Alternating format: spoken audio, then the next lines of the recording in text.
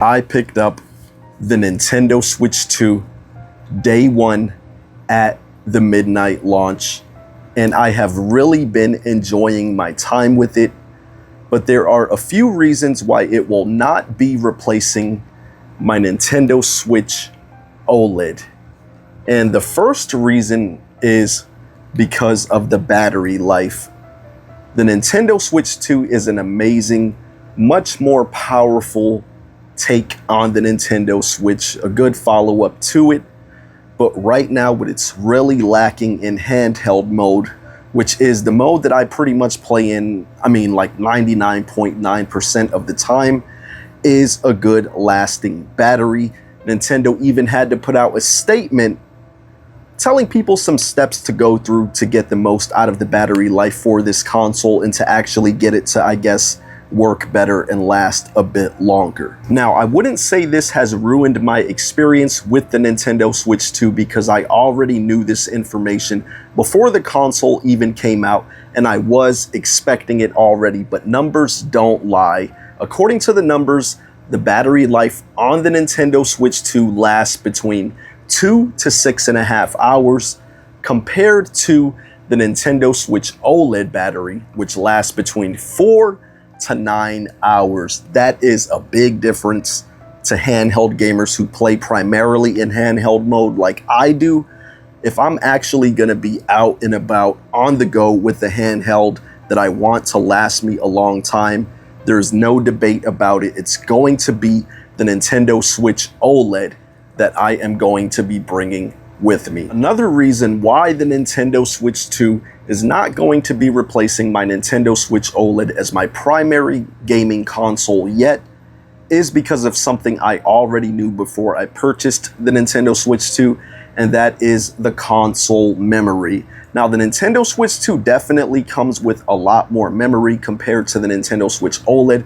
I believe the Switch 2 comes with 256 gigabytes and the OLED comes with 64 gigabytes. But when you take into account the file sizes of a lot of these Nintendo Switch 2 games, and you also take into account the game key cards, which means most third-party games that you're going to want to play for this console, you're going to have to download.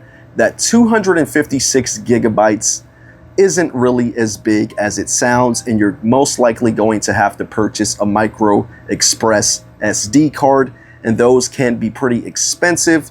So I'm going to hold off on that for now and wait till I can get a good size one for a really good deal, maybe Black Friday or something like that.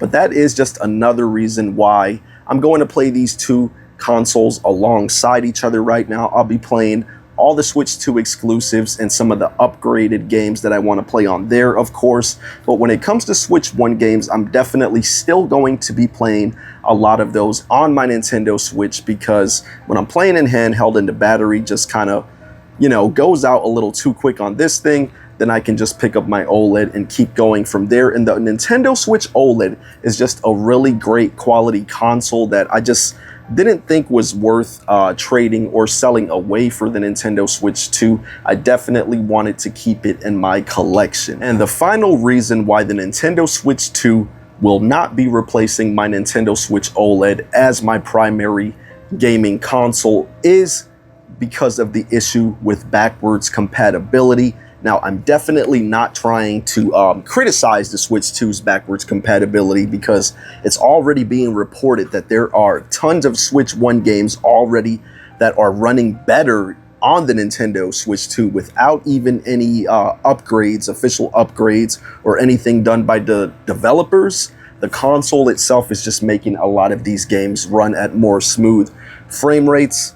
But until they get everything smoothed out with it, I don't think it's good to just completely replace the standard Nintendo Switch right now, because there is a list of Nintendo Switch 1 games that are not going to be backwards compatible with the Nintendo Switch 2 right now. Now, maybe that could all get worked out later on and they'll just get everything to run smooth on the Switch 2. I think that should be the goal.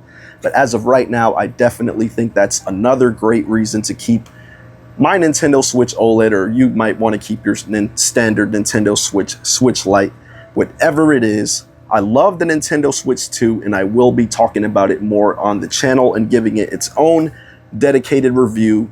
I'm gonna do it after I've had 14 days with it, just to give it a good amount of time so I can really experience, what the system has to fully offer me. Have been enjoying that, so look forward to that.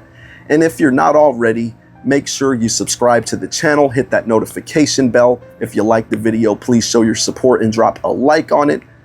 I really appreciate you watching so much, and until the next time, I will catch you all later.